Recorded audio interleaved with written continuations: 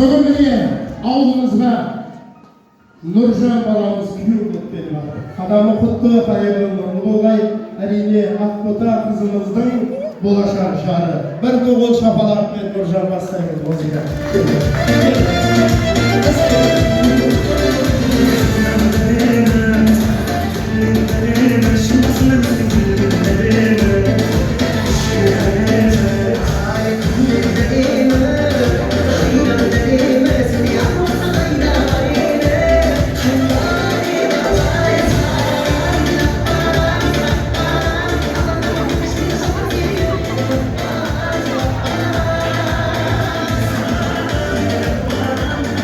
Міне құрметті ағайындар, бір шаңырақ бой көтермекте, бір шаңырақ көтермекте.